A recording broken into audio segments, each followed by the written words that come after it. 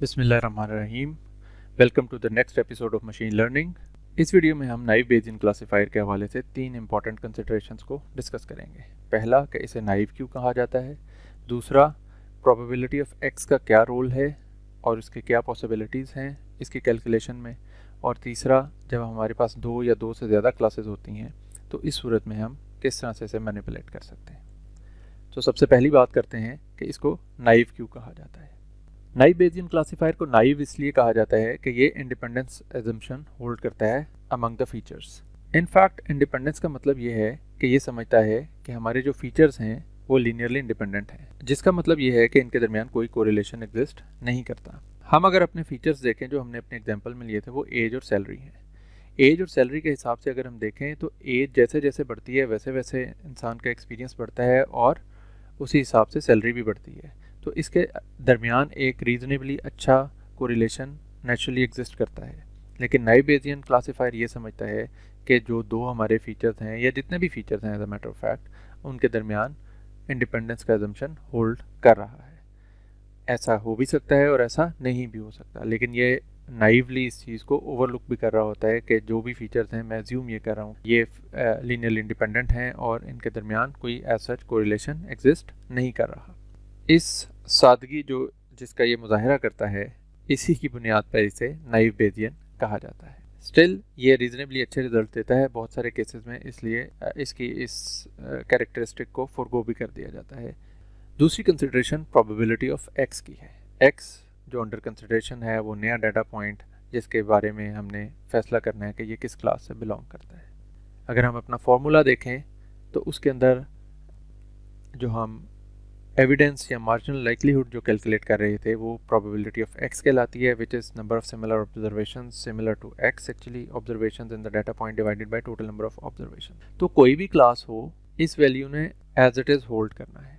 अगर मैं वॉक्स के लिए इसको कैलकुलेट कर रहा हूँ तब भी आंसर 4/30 आएगा, और अगर ड्राइव्स के लिए इसको कैलकुलेट कर रहा हूँ तब भी 4/30 आएगा, और ये दोनों फार्मूला में यूज़ भी होता है। तो as a matter of fact इस वैल्यू ने चेंज नहीं होना, इर्रिस्पेक्टिव ऑफ द फैक्ट कि हम किस क्लास में इस वक्त इसको फॉल कराने की कोशिश कर रहे हैं।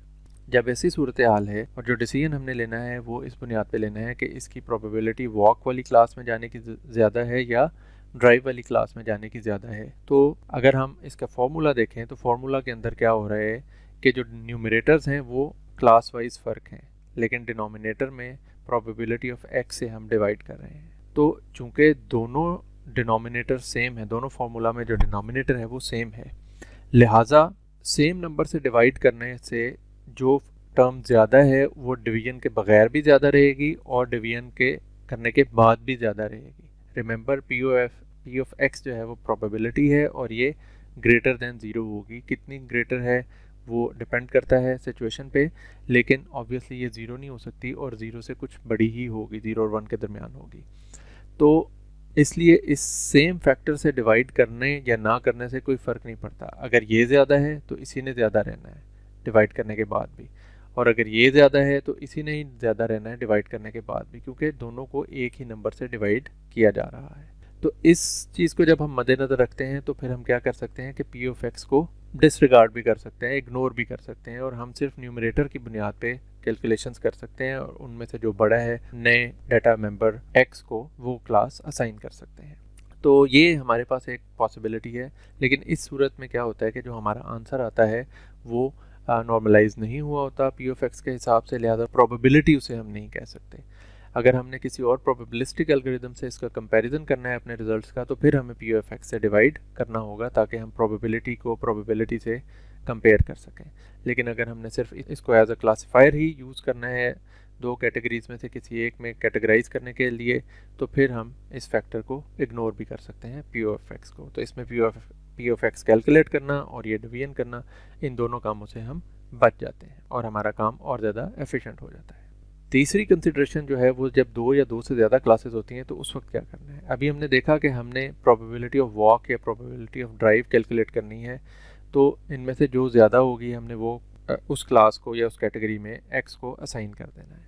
हमने देखा कि वॉक करने की प्रोबेबिलिटी हमारे पिछले एग्जांपल में 0.75 थी, जबकि ड्राइव करने की प्रोबेबिलिटी 0.25 थी। अगर हम गौर करें तो इन दोनों का सम 1 बन रहा है और ऑब्वियसली प्रोबेबिलिटी का सम जो है वो 1 होता है। तो दो ही क्लासेस थी, दोनों का जो प्रोबेबिलिटी जब हम कैलकुलेट करेंगे तो उसका सम 1 होगा। अगर हम फुल फ्लैज प्रोबेबिलिटी कैलकुलेट कर रहे हैं पी ऑफ एक्स से डिवाइड करने के बाद, तो एक की प्रोबेबिलिटी कैलकुलेट करने के बाद दूसरे की प्रोबेबिलिटी दो क्लासेस के चक्कर में हमें कैलकुलेट करने की ज़रूरत नहीं है। 0.75 अगर वॉक की प्रोबेबिलिटी आ रही है तो ड्राइव की probability obviously 1 minus 0.75 that is 0.25 होगी।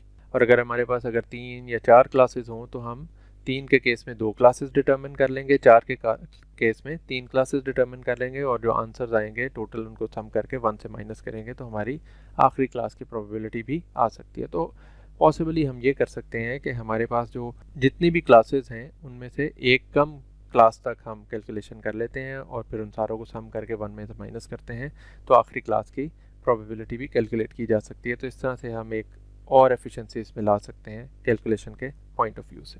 तो ये कुछ छोटी छोटी 2-3 कंसिडरेशंस हैं जो कि हमें पता होनी चाहिए नाइव बेजियन के हवाले से।